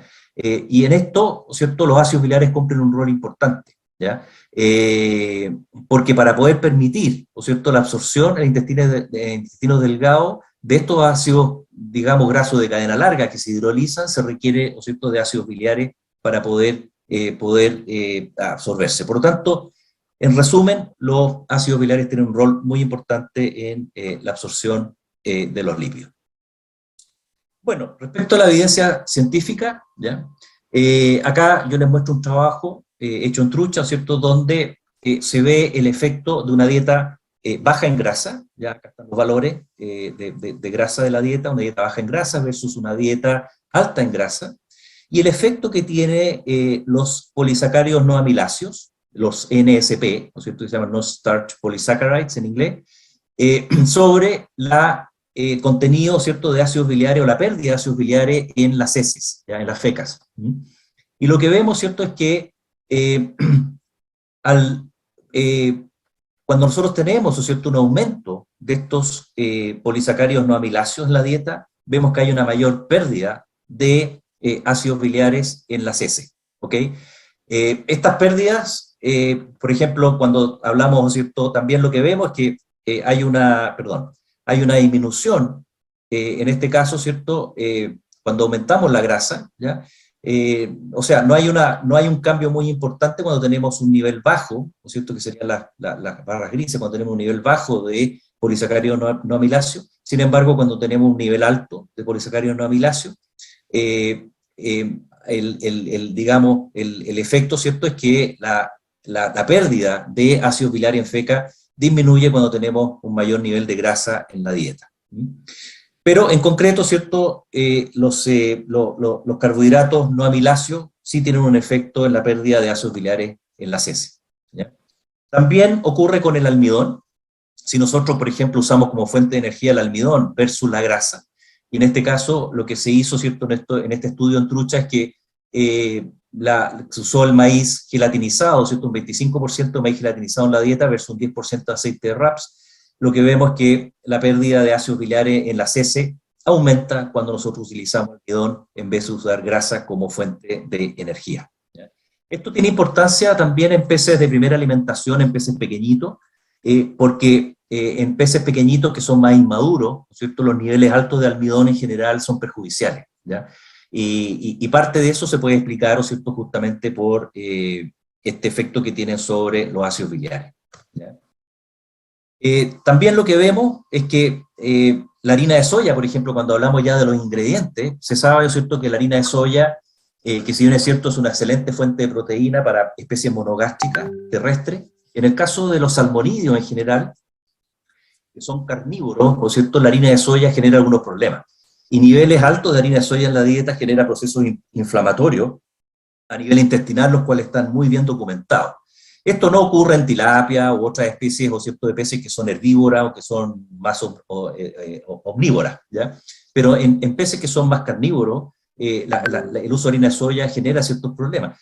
Y algo muy interesante es que si nosotros vemos los niveles de colesterol en la sangre, los niveles de ácidos biliares en la sangre, o los niveles de ácidos biliares en el hígado, a medida que aumentan los días, ¿cierto?, de alimentación con un 20% en este caso de harina de soya en la dieta, vemos que esos niveles van bajando, ¿ya? Es decir, la harina de soya, ¿cierto?, genera también un trastorno en el metabolismo de los esteroles, disminuyendo, ¿cierto?, la síntesis de colesterol y de ácidos biliares. Y la verdad es que los estudios genómicos han demostrado que, de alguna manera, ¿cierto?, si nosotros tenemos aquí el hepatocito, este sería el CH, sería el colesterol, la B sería la bilis. Vemos que cuando se evalúa y se miden la expresión génica de estos peces que son alimentados con harina de soya, lo que se ve básicamente es que los procesos, ¿cierto?, de síntesis de ácidos biliares a partir del colesterol, así como el transporte de ácidos biliares o colesterol hacia el sistema sanguíneo, hacia el intestino, y de ahí, ¿cierto?, en la captura de estos ácidos biliares o colesterol por los enterocitos se ve alterado, ¿ya? Por lo tanto, esto explicaría de alguna manera, ¿cierto?, el efecto que tiene, en este caso, la harina de soya sobre la síntesis de ácidos biliares y colesterol.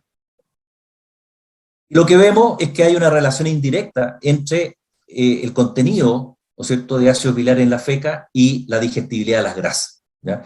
Y acá, por cierto, es lo relevante de todo esto, es decir, una mayor pérdida de ácidos biliares en la feca está inversamente relacionado con una menor digestibilidad de la grasa a nivel.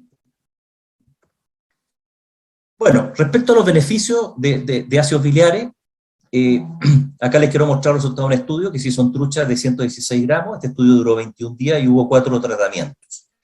Eran dietas bajas en polisacáridos no amiláceos o dietas altas en polisacáridos no amiláceos.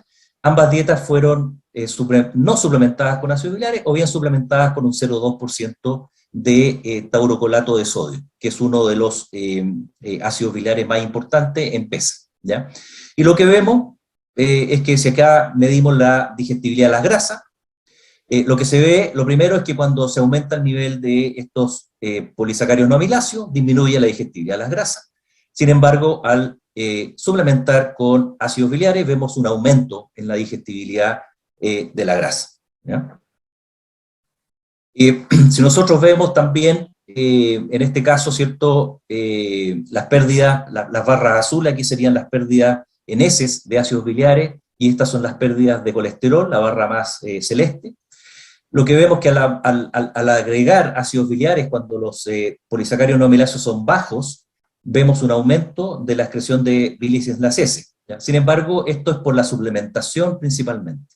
Sin embargo, cuando tenemos un alto contenido de polisacáridos no amiláceos, lo que vemos es que con la adición de ácidos biliares, vemos una disminución en la eliminación de las heces, tanto de ácidos biliares como de colesterol, ¿ya? Acá tenemos otro estudio, ¿cierto?, en tilapia, donde este fue un estudio de 9 semanas, tilapias de 8 gramos, con 5 tratamientos, un grupo control. Tenemos 4 dosis diferentes de ácidos biliares, 50, 150, 450 y 1 kilo 350 gramos por tonelada, considerado el tratamiento 5 como una dosis, por cierto, bastante alta, ¿ya? Y lo que se vio en esto fue un efecto cuadrático, es decir, en términos de ganancia de peso, eficiencia alimentaria, índice hepatosomático y los niveles de aspartato transaminasa, en sangre vemos que los niveles, ¿no es cierto?, más altos de crecimiento, de eficiencia alimentaria, y los niveles más bajos de índice hepatosomático fueron con los niveles intermedios de uso de ácidos biliares de 150 gramos por tonelada de alimento. Lo mismo ocurrió con los niveles de aspartato transaminasa. Sin embargo, cuando vemos, ¿no es cierto?, la grasa en hígado o la grasa en músculo, vemos que hay una disminución lineal ¿ok? Con la incorporación de ácidos biliares en la dieta, ¿ya? En el caso de la alanino-aminotransferasa, otra enzima de funcionalidad hepática, como bien explicó la doctora González, tiene, ¿o cierto?, un aumento prácticamente lineal con el aumento de la inclusión de ácidos biliares. La verdad es que el nivel alto de inclusión de 1350 gramos por tonelada no generó ningún beneficio, incluso puede ser algo perjudicial. Por lo tanto, hay una dosis, ¿o cierto?, hay un rango de dosis en el uso de ácidos biliares. Y si vemos la morfología de la vesícula biliar en este mismo estudio, ¿cierto?, se ve cómo los niveles intermedios generaron una vesícula de muy buena morfología y ya niveles muy altos de incorporación generan trastorno en la morfología de la vesícula biliar. Este trabajo fue hecho en trucha, donde se incorporaron distintos niveles también de ácidos biliares. Acá tenemos un grupo control, 300, 600, 1000 y 1200 gramos por tonelada. Estas fueron truchas de 180 gramos, ¿no? Y lo que vemos acá, básicamente, es que la mayor tasa de crecimiento específico se observó con 300 y 1000 gramos por tonelada de ácidos biliares, ¿ya? Y lo que sí se observó es que en el caso de la conversión de alimentos, una disminución o una mayor eficiencia en conversión de alimentos en forma lineal a medida que aumentaba el contenido o la suplementación de ácidos biliares. En lubina también hay algunos estudios, estas fueron lubinas de 6 gramos, este estudio fue más largo, duró 70 días, donde también hubo un estudio de dosis-respuesta con ácidos biliares, desde el control hasta 600 gramos por tonelada, y lo que se observó es que el mayor crecimiento fue obtenido por niveles de 240 y 300 gramos por tonelada.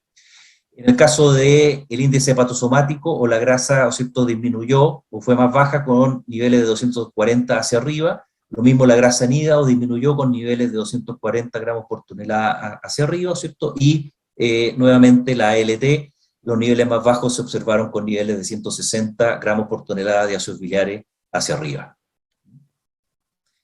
En este trabajo, como fue un estudio de dosis y respuesta, se hizo un análisis de regresión para poder estimar la dosis óptima de ácidos biliares, en el caso de lubina, donde se encontraron, ¿cierto?, que la dosis sería de 475 gramos para el caso de crecimiento. Y por último les quiero mostrar un estudio que, si bien es cierto no se hizo en peces, se hizo en aves, pero creo que es muy interesante porque lo que hicieron en este estudio, que fue hecho en pollo broiler, básicamente compararon una dieta baja en energía suplementada con ácidos biliares, versus una dieta alta en energía, y una dieta alta en energía suplementada con ácidos biliares. Básicamente lo que hicieron en este estudio con la dieta alta en energía fue inducir hígado graso, ¿ok? Por lo tanto, estas aves, ¿no es cierto?, con niveles altos de energía en la dieta presentaron hígado graso, ¿ya? Y lo que se hizo fue medir la expresión de una serie de genes asociados a distintas funciones en el metabolismo del hígado, y como podemos ver, ¿no es cierto?, este factor de transcripción de unión del elemento regulador esteroles, que es el SRBF1, lo que vemos, ¿cierto?, es que al aumentar la energía en la dieta, la expresión de este gen aumentó significativamente, y al agregar, ¿no es cierto?, ácidos biliares, los niveles disminuyen, ¿ya?, de este gen. Lo mismo para el FAS, que es la sintasa de ácido graso, una enzima que participa en la síntesis de ácido graso dentro del hígado, es decir, tiene una función de sintetizar grasa en el hígado. Cuando aumentamos la energía también hay un aumento de esta enzima, es decir, hay una mayor generación, ¿no es cierto?, de síntesis de grasa. Sin embargo, al adicionar los ácidos biliares, nuevamente se ve una disminución. Después tenemos la acetil-CoA-carboxilasa, que prácticamente no tuvo mayores cambios. La PPR-alfa, ¿no es cierto?, que es un receptor activado de proliferador de peroxisoma, también se ve lo mismo, aumentando la energía, ¿no es cierto? Hay un aumento, digamos, en este caso, ¿cierto?, se ve una mayor expresión de este gen de PPR-alfa con la adición de ácidos biliares. Y en el caso de la CPTI, que es la carnitina palmitoiltransferasa, también se ve un aumento de este gen con la adición de ácidos biliares. ¿Ok? Pues bien, ¿cómo se explica todo esto, cierto? Y básicamente lo interesante de este trabajo es que el factor de transcripción, ¿no es cierto?, el BF1, lo que hace es que activa la sintasa de ácido graso, ¿cierto?, y la acetil-CoA-carboxilasa, las cuales participan, si nosotros tenemos aquí, ¿no es cierto?, la célula, ¿ya?, participan básicamente en la síntesis o la generación de ácido graso, ¿ya? Acá están estas dos enzimas, ¿no es cierto?, que participan en la síntesis de ácido graso, ¿ya? Y la adición de ácidos biliares lo que hizo fue disminuir la expresión de estas enzimas. Por lo tanto, los ácidos biliares lo que están haciendo es disminuir la presión sobre la síntesis o la lipogénesis, es decir, la síntesis de grasa en el hígado. Y por otro lado, al aumentar los ácidos biliares, al aumentar la CPT1 y los PPR-alfa, lo que hace, ¿no es cierto?, es que estos dos componentes, lo que hace la CPT1 es que pesca los ácidos grasos, ¿cierto?, en el hígado y a través de beta-oxidación los transforma en energía, ¿ya? Y lo mismo hacen los PPR-alfa, ¿no es cierto?, en los peroxisomas, es decir, toman los ácidos grasos y los transforman en energía. Por lo tanto, lo que hacen los ácidos biliares, básicamente es, en el caso de hígado graso, es disminuir la síntesis de grasa en el hígado y aumentar la transformación de esa grasa en energía, disminuyendo, por lo tanto, la acumulación de grasa en el tejido. Bueno, para concluir, los peces experimentan diferentes trastornos en la salud del hígado, siendo el hígado graso una de las más frecuentes. El interés por lograr altos rendimientos a través de dietas más ricas en lípidos, el aumento en el uso de insumos de origen vegetal, en los alimentos y factores estresantes aumentan la prevalencia de estas alteraciones. También la salud del hígado puede verse comprometida por agentes infecciosos. Existen diferentes herramientas nutricionales para mitigar y controlar los daños que se producen en el hígado. El uso de ácidos biliares es una de estas herramientas, que además puede aumentar la absorción de lípidos en el intestino, lo cual sería, ¿cierto?, un beneficio adicional. La investigación científica demuestra que los ácidos biliares actúan contrarrestando los factores metabólicos que promueven la esteatosis hepática, aumentando la desintoxicación de xenobióticos, induciendo una acción antioxidante. Y otros beneficios potenciales que uno podría pensar, ¿no es cierto?, en el sentido de que si los ácidos biliares cumplen estas funciones, bueno, a lo mejor pueden aumentar, ¿no es cierto?, la pigmentación, en el caso de filetes de salmonídeos, truchas y salmones, que es un factor muy importante porque los pigmentos son liposolubles, puede aumentar también la absorción de algunas vitaminas liposolubles, y a lo mejor el hecho de que permite una mayor absorción de grasa hasta permitiría eventualmente disminuir la energía digestible de la dieta. Por lo tanto, ese es un factor que también puede ser muy interesante desde el punto de vista costo efectivo, que habría que investigar. Bueno, con eso termino. Muchas gracias por su atención y no sé si hay alguna pregunta que pueda contestar. Muchas gracias, doctor. Muy clara la presentación. Realmente ilustra muchísimo cómo es la situación del manejo de ácidos biliares en dietas para peces.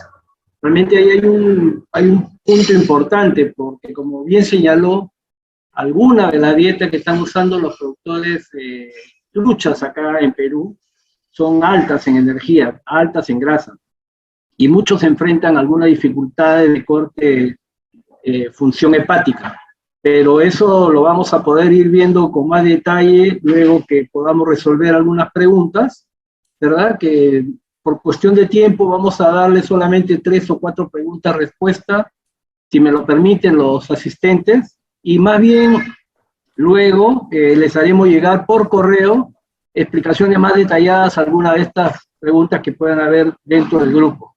Una de las preguntas que tengo acá, doctor, es cuando se habla de dosis de tratamientos de runio, ¿es 100% ácidos biliares? O sea, a ver, yo creo que de alguna manera la doctora González contestó esa pregunta. El producto Runión en particular tiene una concentración de 30% de ácidos biliares, ¿ya?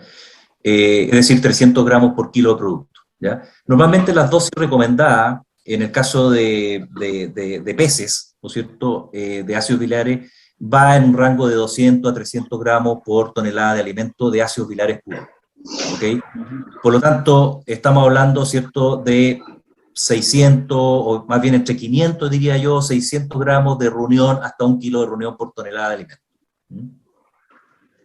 Excelente, excelente, doctor Javier. Otra pregunta es, si el producto no cambia su función con la temperatura y la fabricación de los alimentos, o sea, al ser incluido dentro de los alimentos.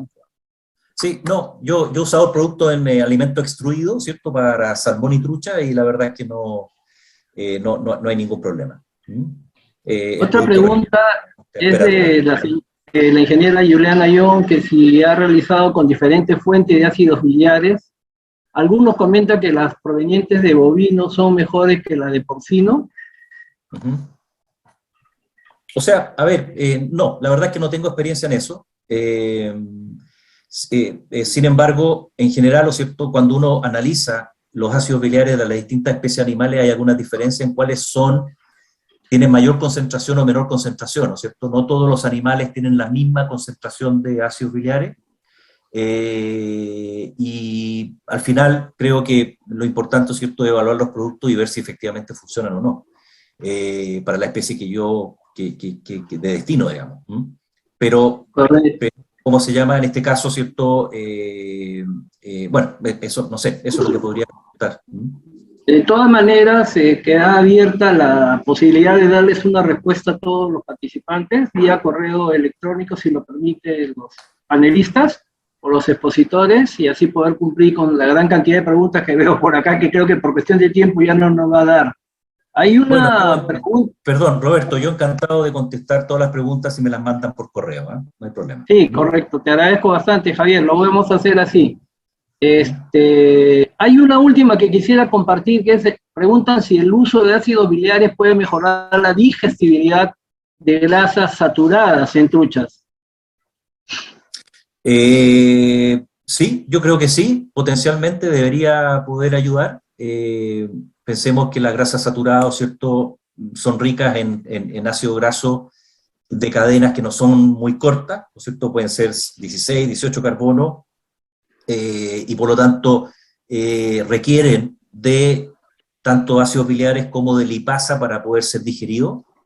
Por lo tanto, en ese sentido, yo creo que mi respuesta es sí. Yo, la verdad es que no tengo experiencia evaluando el uso de ácidos biliares con dietas altas en ácido graso saturado, pero por lo menos todo el razonamiento que hay detrás del efecto que tienen los ácidos biliares y la evidencia científica que hay me hace pensar de que efectivamente podría ayudar. Muchas gracias, doctor.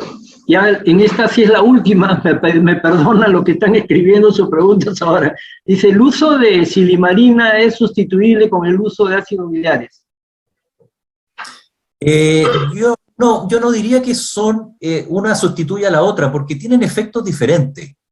El mecanismo de acción que tienen los ácidos biliares y que tiene la silimarina son diferentes. Por lo tanto, yo diría que pueden ser más bien complementarios que reemplazar uno por el otro. Si en el fondo, ¿por qué? Porque la silimarina, yo diría que es un ingrediente que más bien, digamos, si bien es cierto, disminuye, digamos, el hígado graso, también, ¿cómo se llama?, protege, ¿cierto?, aumenta la detoxificación, protege los hepatocitos, en fin, es decir, tiene un efecto protector hepático definitivamente, pero no aumenta la absorción de lípidos, ¿no es cierto?, necesariamente, o no genera, ¿no es cierto?, un efecto antimicrobiano, o bien, entonces, la verdad es que desde ese punto de vista, es muy importante entender las funciones de cada aditivo y en función de eso, ¿cierto?, decidir cómo aplicarlo y cómo usarlo. Por eso digo que yo pienso que pueden ser más bien complementarios, no que uno reemplace al otro necesariamente, digamos. Ahora, yo pienso que los ácidos biliares, como tienen una función un poquito más por así decirlo, más amplia, ¿no es cierto?, respecto a sus beneficios, yo diría que uno podría perfectamente reemplazar la silimarina por los ácidos biliares, ¿ya? Si yo quiero al revés, es decir, reemplazar ácidos biliares por silimarina, bueno, a lo mejor voy a estar perdiendo algunas funciones de los ácidos biliares que pueden ser interesantes. Ahora, la combinación de ambos a lo mejor puede ser incluso mejor. Muchas gracias, doctor Javier González. Excelente las exposiciones, tanto la del doctor Javier como la de la doctora Mayra. Agradecerles a los participantes de este evento, hemos tenido un buen quórum, con muy buenas preguntas que, como repito, ya el tiempo nos ganó. Discúlpenme el asunto del manejo de los tiempos. pero les agradezco mucho a Javier y a Mayra por excelentes presentaciones y por supuesto a los amigos de la Chance que han estado apoyándonos de manera efectiva para que las cosas caminen como debió ser en este evento. Y vamos a tener otros más en la medida que hubieran consultas mucho más específicas, podríamos manejar reuniones ya puntuales con grupos de personas, de algunas empresas que quieran tener mayor información de sus partes técnicas, pues con mucho gusto coordinamos con Roy, ¿verdad? Con el doctor Javier y con la doctora Mayra, y podríamos tener ya reuniones mucho más específicas y para poder extender el tiempo en cuanto a resolver preguntas.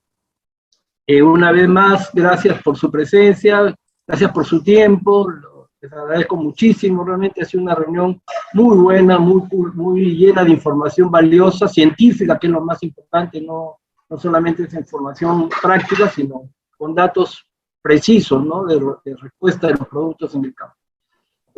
Bueno, con esto damos por terminado ya el evento, gracias nuevamente a todos, disculpen las interrupciones que han habido en el camino, pero ya miren, ya pudimos completar todo el evento. Muchas gracias. Gracias a ustedes. Hasta luego. Muchas gracias a Buen ustedes. día. Hasta luego. Hasta luego. Gracias a ustedes.